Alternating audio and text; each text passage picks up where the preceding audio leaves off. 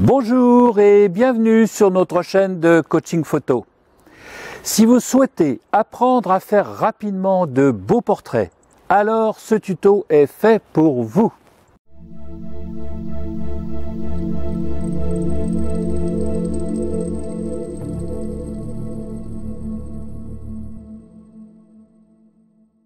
Aujourd'hui, nous allons voir comment travailler le fond pour mettre le sujet en valeur. Nous avons déjà évoqué cette question lors du premier tuto et nous avions vu que ça était préférable à ça ou que ça était préférable à ça. C'était un premier pas intéressant et si vous avez suivi ces conseils, vos portraits ont dû s'améliorer considérablement. Mais aujourd'hui, nous allons faire mieux. Non, beaucoup mieux. Alors, réfléchissons quelques secondes. Pourquoi cette photo est-elle préférable à celle-ci ?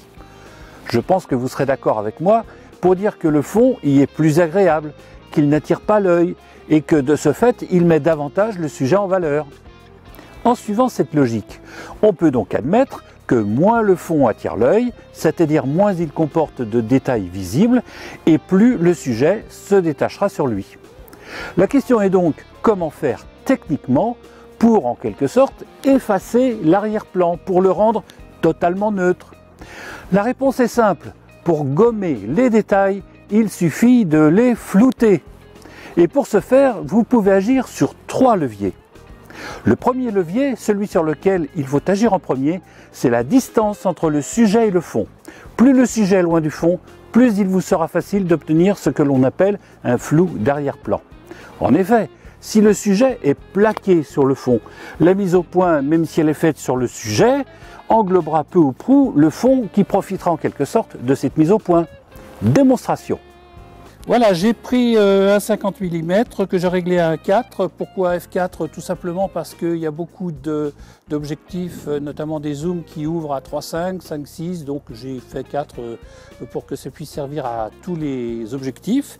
J'ai mis Johanna, notre modèle, que je remercie beaucoup d'être avec nous, contre un pilier de l'abbaye Saint-Mathieu. Et puis, je vais prendre une photo.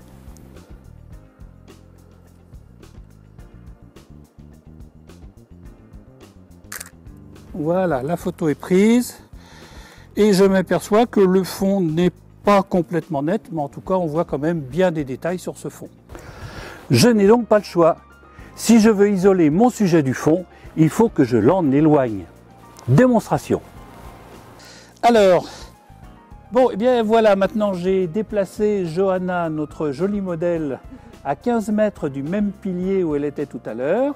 Je laisse les mêmes réglages, ouverture à 4, le même cadrage exactement, donc je n'ai rien changé sauf la distance entre le modèle et le pilier. Et je prends la photo. Voilà. Et je m'aperçois que le fond est flou. Pourtant, je n'ai rien changé, sauf la distance entre le fond et le modèle. Donc, plus le sujet est éloigné du fond, plus celui-ci sera éloigné de la zone de netteté. Autrement dit, plus il sera flou. Voilà pour le premier levier. Le deuxième levier, c'est de faire varier la distance entre l'appareil photo et le sujet. Pour faire court, disons que plus vous cadrez serré, plus la zone de netteté se concentrera sur le sujet et exclura le fond. Et pour cadrer serré, vous pouvez agir de 2 façons. Vous pouvez vous approcher physiquement du sujet avec vos pieds. C'est la seule façon de faire si vous avez une focale fixe. Il faudra faire attention cependant, si vous utilisez un objectif grand angle, comme c'est le cas sur les téléphones portables par exemple, le sujet sera déformé, à la limite de la caricature, ce qui ira probablement à l'encontre du résultat attendu. Démonstration. Donc je vais reprendre en photo Johanna, notre joli modèle qui se protège du vent. Et je n'ai rien changé au réglage, j'ai mon 50 mm à f4, je ne change rien à ça. Par contre, je vais prendre 2 cadrages, un cadrage à la taille et un cadrage plus serré. Donc, premier cadrage comme ça. Voilà. Et puis, je vais avancer avec mes petits pieds. Vous voyez mes petits pieds là? Je m'avance avec mes petits pieds pour prendre la photo beaucoup plus serrée. Allez, encore un petit peu. Voilà. Je ne change rien au réglage. J'ai juste changé la distance entre l'appareil photo et le sujet.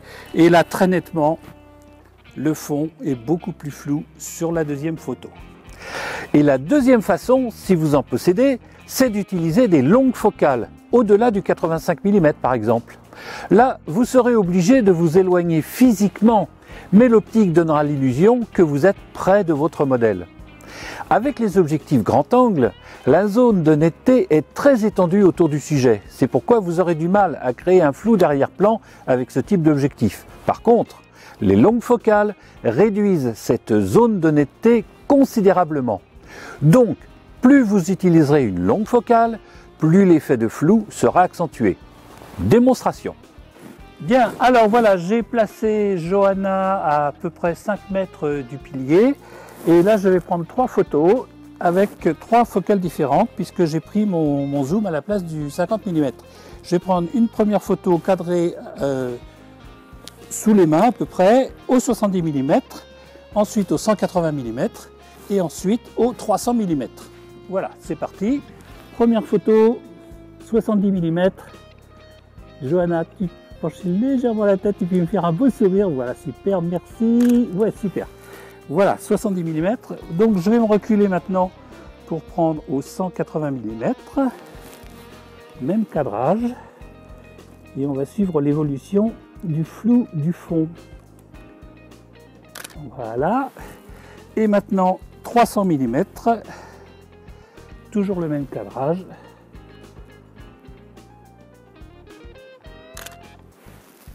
Et voilà, et on s'aperçoit que le fond est devenu beaucoup plus flou au 300 mm qu'au 70 mm. Vous constaterez également que le résultat n'est pas totalement identique suivant l'utilisation d'une focale courte ou d'une focale longue. La différence vient du fait que leur champ de vision est différent. Large pour une focale courte et de plus en plus étroite au fur et à mesure que la focale s'allonge. La portion du fond englobée sur l'image est donc logiquement plus importante avec l'une qu'avec l'autre.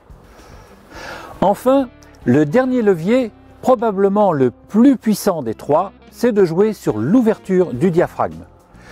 Le diaphragme fonctionne un peu comme notre œil. Lorsqu'on veut faire le focus sur un objet que l'on ne distingue pas très bien, que faisons-nous? Nous fronçons des sourcils et fermons légèrement les yeux. Bon, ça ne sert pas forcément à grand chose, mais retenez ce principe. Plus le diaphragme est fermé, plus la zone de netteté est importante.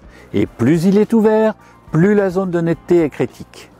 Voici par exemple 2 photos prises du même endroit, avec la même focale, la même sensibilité ISO, mode priorité à l'ouverture, mais l'une à pleine ouverture, f1.4, et l'autre avec le diaphragme fermé au maximum, f22. Vous constatez que dans la deuxième image, la zone de netteté est bien supérieure à la première. Or, l'idée étant toujours d'exclure le fond de la zone de netteté, plus vous ouvrirez le diaphragme, plus le fond deviendra flou. À ce stade, vous pourriez penser que, puisque ce levier est si puissant, il serait préférable de commencer par le régler lui d'abord, et que cela serait suffisant pour isoler le sujet du fond. C'est une erreur commune que je rencontre dans la pratique photographique courante, car beaucoup de tutos et de formations photo insistent sur ce point, en oubliant souvent les autres. En réalité, les 3 leviers sont interdépendants et cumulatifs. Prenons un exemple. Prenons une photo avec une grande ouverture, ici f1.4, mais avec le sujet plaqué sur le fond. Que constate-t-on? On peut encore distinguer des détails dans l'arrière-plan. Mais comme mon diaphragme est déjà ouvert au maximum, je n'ai plus aucune marge de manœuvre pour le flouter davantage. En faisant l'inverse, c'est-à-dire en commençant par placer le sujet loin du fond, je récupère une marge de manœuvre qui me permet de régler mon ouverture comme bon me semble, jusqu'à obtenir le dosage de flou que je désire. Démonstration. Bien. Ce que je vais faire maintenant, je vais prendre 3 séries de photos différentes, une à 5 mètres, là où on est placé, une à 10 mètres et une à 20 mètres. Et à chaque fois, je vais prendre avec une ouverture différente. La première ouverture, ce sera à f16, la deuxième à 5,6 et la troisième à 1,4. même cadrage, simplement je ne fais varier que le diaphragme. Alors, première photo à 16.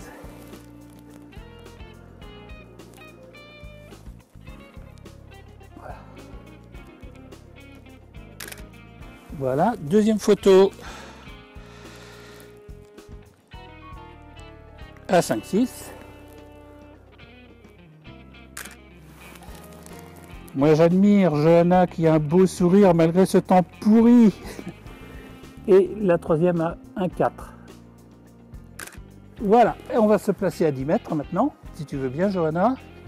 Voilà, c'est ici, on a déjà fait des repères. Voilà, un petit peu plus à droite, parfait. Je reprends donc 16.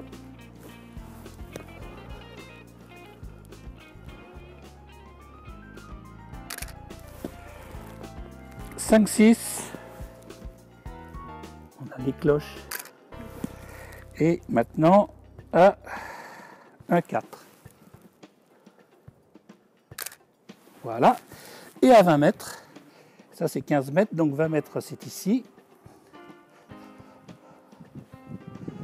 Voilà. Je prends donc une photo à 16.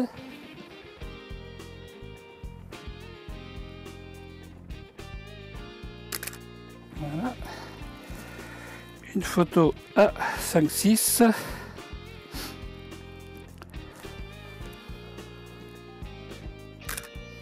Et une photo à 1,4. Voilà. Et on va voir le résultat.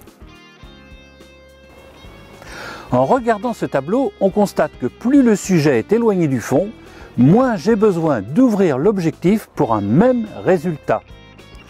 Or, nous savons maintenant que plus je travaille à faible ouverture, plus je gagne en netteté, ce qui veut dire concrètement que la zone de netteté sera plus importante sur mon sujet que si je travaillais à pleine ouverture. Et pourtant, j'ai bien flouté le fond. Vous n'avez pas un objectif qui ouvre à 1,4 ? Raison de plus pour éloigner le plus possible votre sujet du fond. Pour résumer, voici donc la séquence à utiliser lorsque vous voulez réaliser un portrait en neutralisant le fond. Choisir un fond, regardez le tuto numéro 15 par exemple, qui vous en parle, qui n'attire pas trop l'œil, avec de préférence la lumière qui vient plutôt de l'arrière du sujet. Éloignez le sujet de ce fond le plus possible, vous positionnez pour cadrer serré, réglez votre diaphragme pour obtenir l'effet souhaité, faites plusieurs essais à différentes ouvertures si nécessaire. Voilà, ce tuto est maintenant terminé et je vous encourage à effectuer des essais dans différentes configurations en agissant sur les 3 leviers possibles afin de comprendre comment neutraliser l'arrière-plan pour mettre en valeur votre modèle. En attendant, vous pouvez télécharger gratuitement le PDF de ce tuto en cliquant sur le lien qui s'affiche sur cet écran ou celui que vous trouverez dans la description de cette vidéo. Et si ça vous a plu, merci de partager ce tuto auprès des personnes de votre entourage qui s'intéressent à la photo.